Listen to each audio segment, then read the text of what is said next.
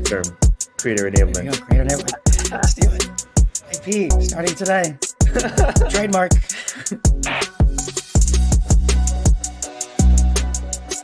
I think that is the way that you diversify risk. Because And how do I do it in a way that honors the investment of blood, sweat, and tears? Are we considered geriatric millennials? Is that what we You know what? Legacy building mode, right? Like what?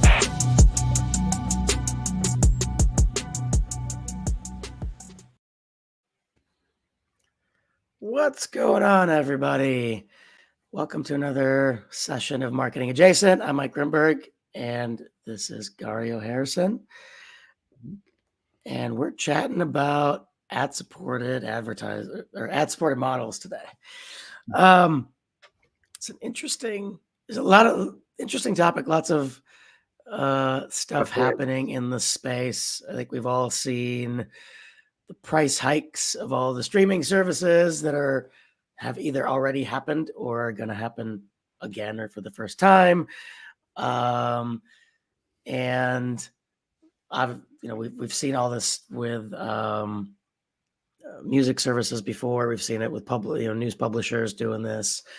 But I think as consumers, we have a really interesting relationship with advertising as a whole. We love it and we hate it.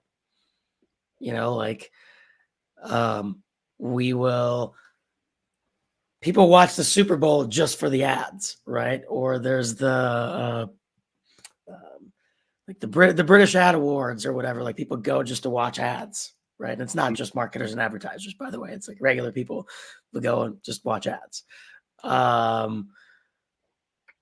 then on the flip side, we hate to be interrupted by ads when we're watching a movie or whatever, or a show that we're in the middle of, whatever it may be, or in between songs as we're listening to Spotify, if you don't happen to have an ad-free subscription.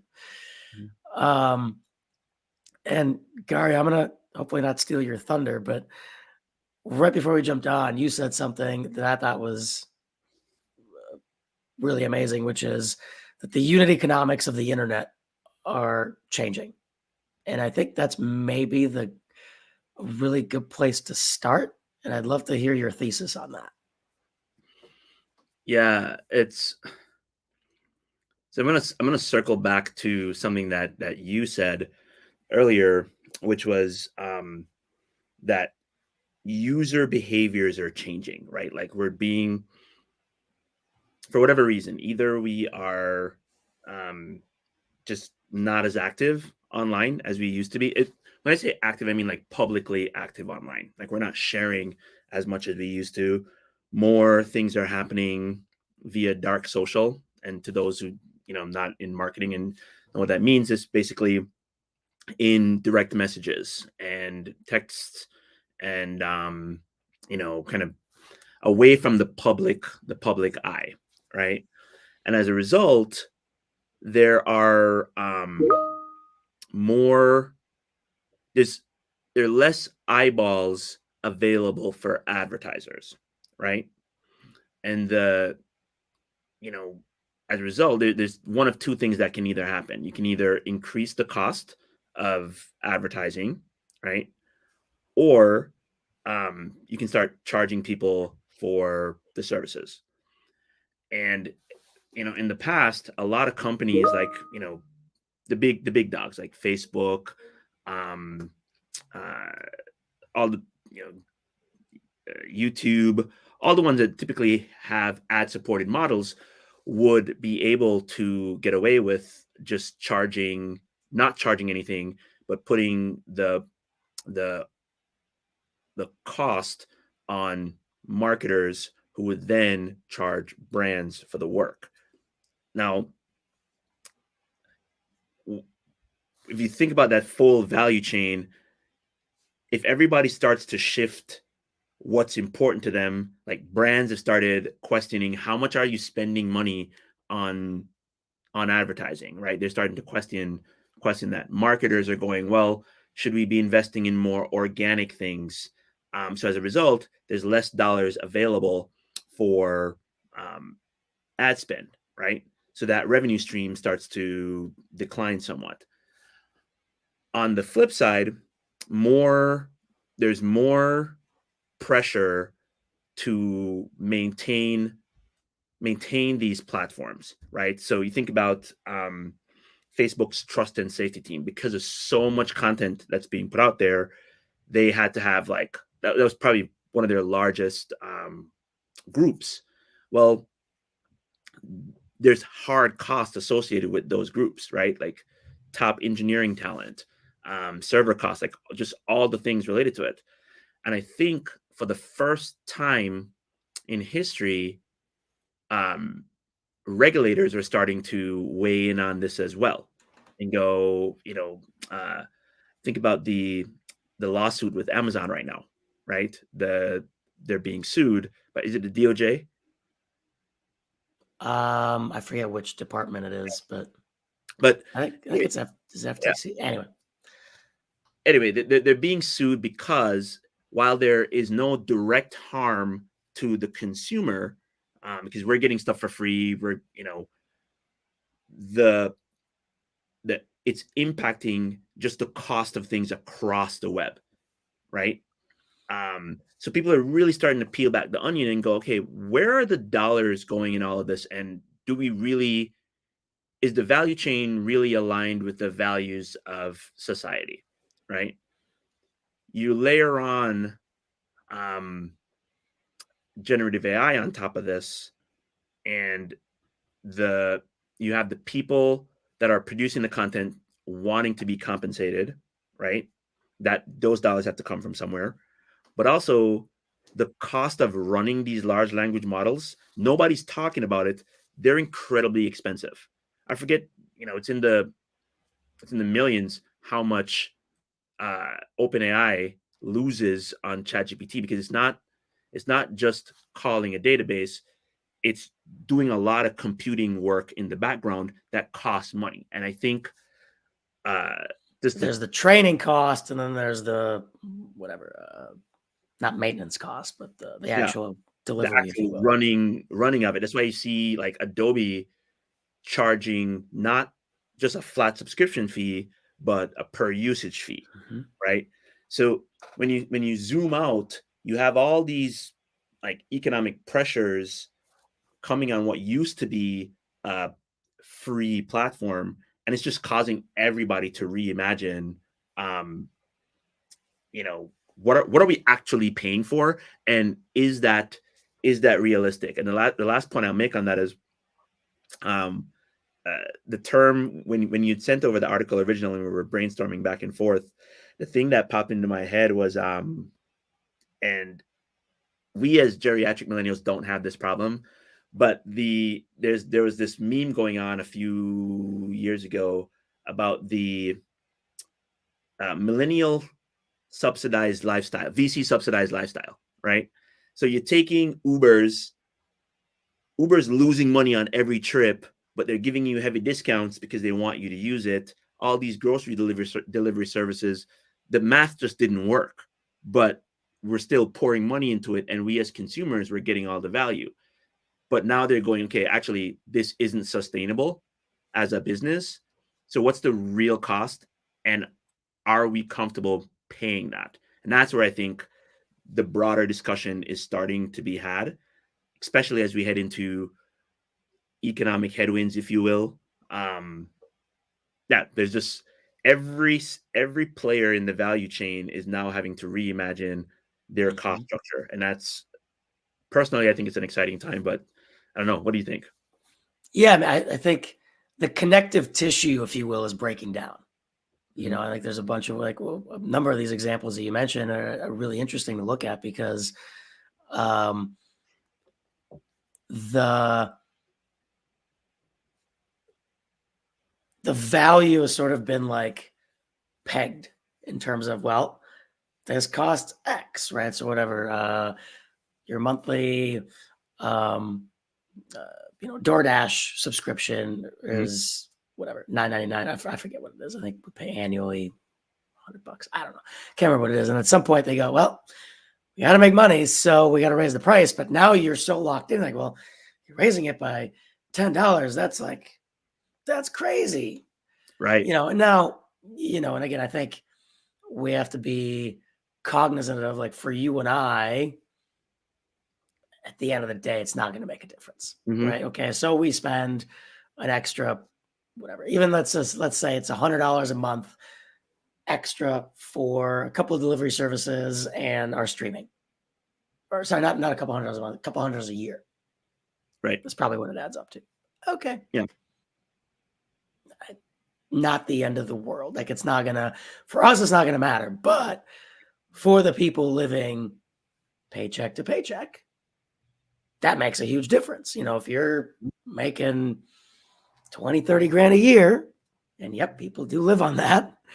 Mhm. Um, that's a lot. Right. So, and this is where you start wondering, does that mean that these services then viable? And then there's also, like, and some of them are, yeah, they're viable.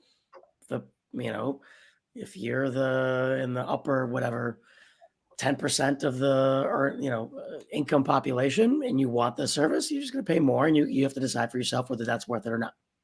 Do you Mhm. want to start driving to the store again, or do you want to do you want to still get the delivery? Right. That one's actually interesting to me because it's like, and I'm going a little bit off topic here, but I don't know what the numbers are directly. I remember reading this somewhere, and I think about our own consumption. We use Amazon's delivery service through Whole Foods every once in a while, and we have a Mhm. subscription to Shipped. But we Mhm. also we go to Costco, we go to Trader Joe's, and whatever. So Yep. it's like, it's an additive. It doesn't actually replace anything. So how much time are we really saving? Really, Right. realistically, what we're paying for is the on the spot convenience for the couple times a month where it's like, crap, we're having people over. I don't really feel like going anywhere. Shipped, right? Yeah. Mhm. So it's not really solving for most people a major problem, right? Right. But then on the flip side, you've got all this. You start looking at more of you can look at, like, public service type things. Like, social media at this point is almost like it's not a public service. It's not treated as such. Like, well, it is and it isn't, right? In certain aspects, it is. In certain aspects, it isn't. But now, well, you don't want to see ads on Facebook? Cool. You can pay, I don't know, whatever they're charging. Um, you don't want to, again, is Spotify a public service? No, I guess people could survive without music per se, Mhm. right? But, well, you don't want ads? Cool. You got to pay whatever it is, $10.99 a month. Right. Um, so it's interesting because I think it was Scott Galloway that said, like, this was years ago now, but advertising is really just a tax on the poor. Right. Because if you can afford it, you could skip it. Right. But then it all, like, for the people that do, and if enough people do it, it has all these, like, knock-on effects on, look at, like, news publishers and all this kind of stuff. Because now you've got an ad-supported model that's driving traffic to another ad-supported model, but this ad-supported model on Facebook, let's just say, Mhm. only works if they keep people on the site. So they figure out ways to, or Google is another example, right? Like, Mhm. less and less traffic is going elsewhere because they can just answer your questions Right. and keep you there so you can click on their ads and make Right. them money, which means the publishers are not getting the traffic, which means they can't generate the ad dollars. So now that forces their hand, whether they like it or not, to start having you pay for it because that shit ain't free. Right. So it's like all these things are happening, and it's fascinating because, again, I'm just thinking from a consumer. Like, when I got the notification from whatever it was, like Netflix, I'm like, damn it, they're raising the damn price again. This is Yeah. ridiculous. Yeah. Like, what are they thinking? And I'll be honest, like, I canceled some stuff, like, because we had like the Disney bundle subscription which included ESPN Plus and Hulu. I watched ESPN Plus like maybe twice a year, Yeah. kind of thing. But it was worth it because I'd watch a couple events or whatever it is. And then Hulu, I think I had like one show I would watch. Yeah. But at one point, I was like, you know what? Like they're raising the prices, like that extra $40. That's it. Like that line in the sand drawn. I am not doing this. Yeah. And I think that's where I think people, consumers are driving this, right? Because you're starting to ask that question, right? Like it's not even before it was like, yeah, it just is what it is. But now it's like the the conversations are being had, just in households, just going like, what are we actually paying for with this? Like, and it's not a matter of like, hey, um, you know, can we afford it or not? Yeah, there's a toss up whether or not, people can and can't.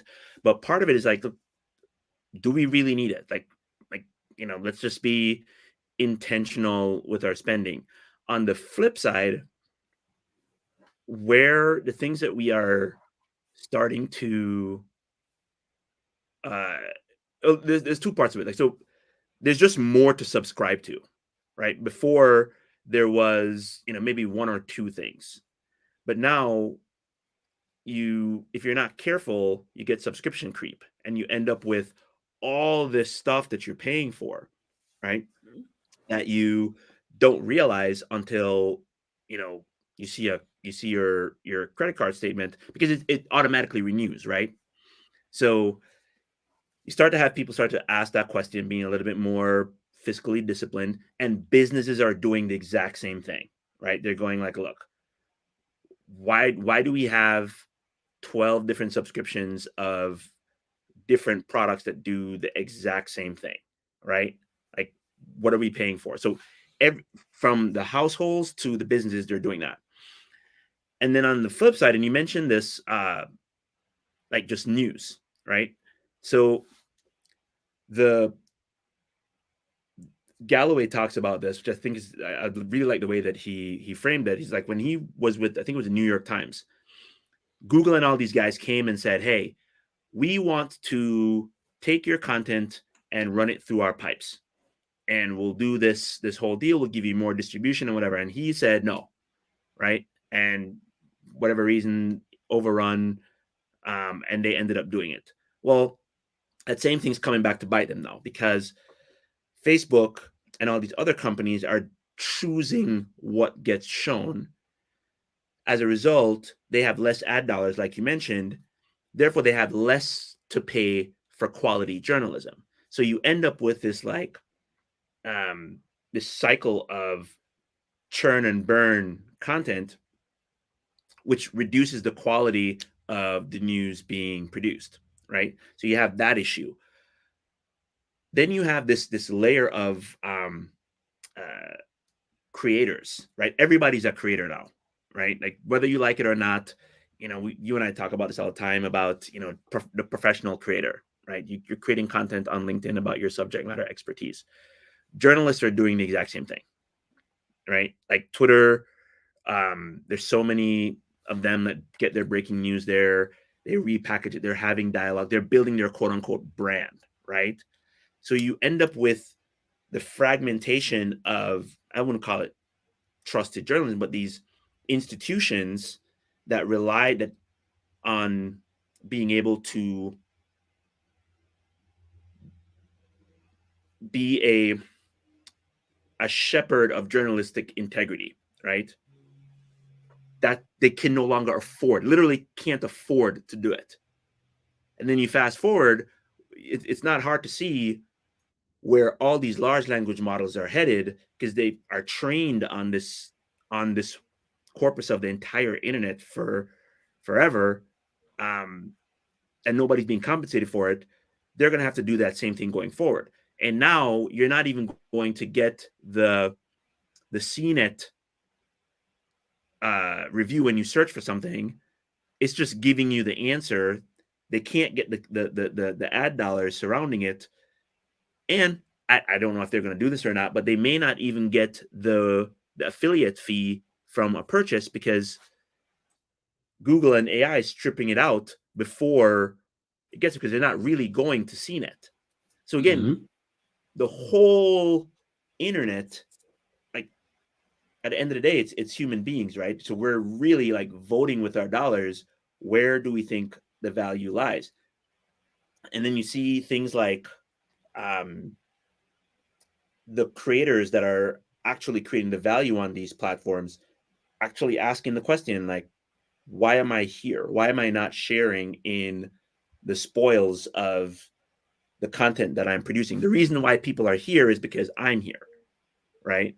So I expect we'll start to see creators demand a level of participation that has never happened before, right? Like you're seeing, keep going back to Messi and how he negotiated that deal with Miami, right? Like streaming rights, um, you know, all the social media content around that.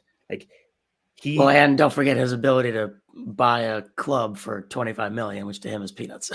exactly right. Like so here's this dude about to retire. Like this is like the tail end of his career here, but he understood his economic value so much in this new internet economy that he was able to negotiate a deal that, like, honestly, a couldn't have done it a few years ago, but you have Apple understanding that value, and to them it was a worthwhile investment. Think about that. Like, I'm going to cut you in on a percentage of the revenue that we're making off the streaming rights of what you're doing because we believe in its value so much. It's like the last time I saw anything like that was with Jordan, when with Nike, where he said, like, look, the shoe is just a shoe until Jordan sets foot in it. And I don't know if that was a real quote, that was from the movie. Yeah. You get my point, right? And I feel like that conversation is being had across the internet right now. And I don't know, marketers, we're gonna have to adjust accordingly because it's no longer going to be enough to just take our clients' dollars and turn around and give it to LinkedIn and give it to YouTube and give it to Facebook and say you're paying us to manage the ads, because you're essentially like literally lighting their cash on fire, right? If you do it just by itself, like you need more strategy around it, and that's I think is the next phase of this conversation is marketers. What are you going to be doing differently? Yeah, there's another interesting, I think, aspect to this, which I think this gets into like more product marketing and product management, actually. So, Mhm. where if you think about the fabric of how the ad supported model works, right? It's sort of it's mass market sponsored feature development, Mm-hmm. Yep. right? Because you're only going to do, what's the incentive? Get more ad dollars, because that's your revenue model. Mhm. If you're Facebook, that or your Google, what is it, like somewhere between 80 and 99% of your revenue comes from the ads, or maybe not Right. 99 for Yeah. Google, but it's a lot. So whatever you're going to do is going to be to drive value for your investors, which comes from the ads, which means you're not necessarily going to do create features that are maybe the right ones, quote unquote, to create for the community. You're going to Mm-hmm. create the features that are going to add the most value first. Right. Right now, obviously, there's a happy medium there, because if the community goes away, then there's no ad dollars anyway. But like, there's this very kind of weird incentive thing. But now you see like the Tinder, I think it's Tinder. Yeah. This Tinder article was an interesting one, Yeah. where they said, there's going to be, they're going to have this VIP plan that the number they share is like, it could cost as high as $500 a month. I don't know if the actual thing was set, which is crazy. Yeah. on the one hand. Right. But what they said is, well, it's going to have like premium feature. And don't get me wrong, I'm curious what kind of features. I didn't see the details in the article.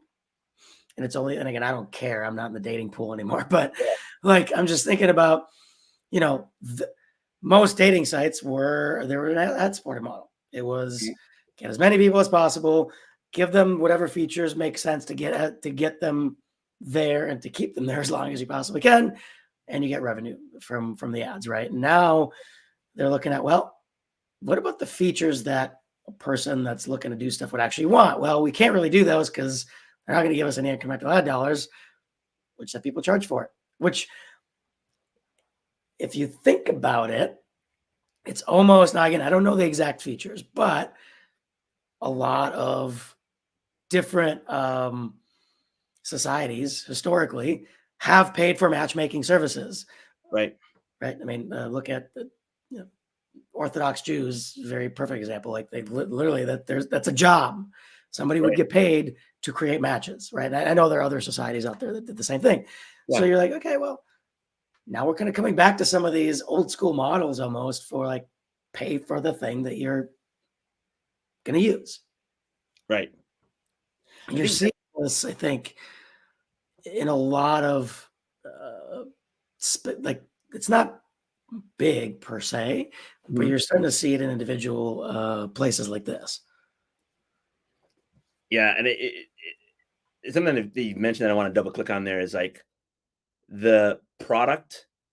It's product led, right? Because that Tinder feature, maybe someone wants to use that feature, right? Like there's a segment of the demographic that will do it. It doesn't cost them anymore to manage or segment out those features. That makes sense. You look at uh, LinkedIn's a perfect example. They have like you got the free version of LinkedIn, but then based on how you plan to use the platform, there are these other revenue generating components, right? If you take your career seriously or your company will pay for it, you add LinkedIn Premium. You have the ability to network and message and all that. If you're in sales, like I, I'm shocked that there are people that are in selling environments that don't actively know that LinkedIn Sales Navigator exists, right? If you're a recruiter, same thing, right? Like you need recruit because that's directly I spend X amount of dollars for this product and this feature, and I'm turning that product into X amount of revenue. Versus, uh,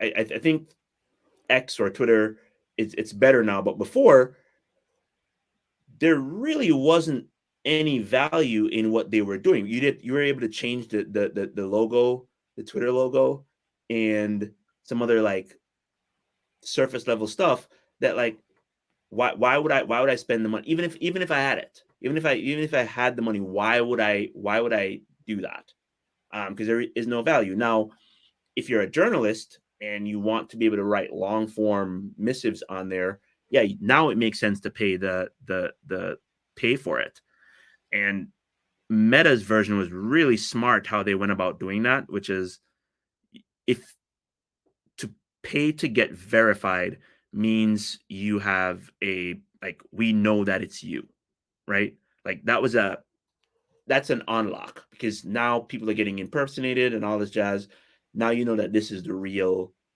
um the real Gario Harrison right like and that totally makes sense and I feel like that negotiation between platforms and their users and the users weighing in on where that value is going to come from is getting negotiated right now because even look at Reddit. They ran into that whole issue because they were like, look, they said that Reddit users are creating content, and they go, the content that's being created, we own it, and we demand to be compensated by OpenAI from hoovering up all this data that's being produced.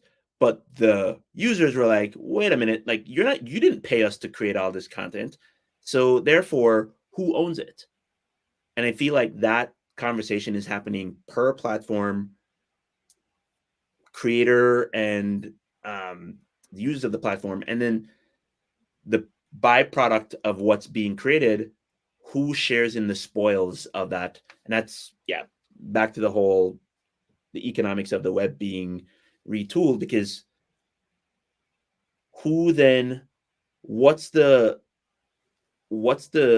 industry that is going to be built to support all that? And marketers, we're going to have to evolve. We're going to have to change. Like, it's not just Yep.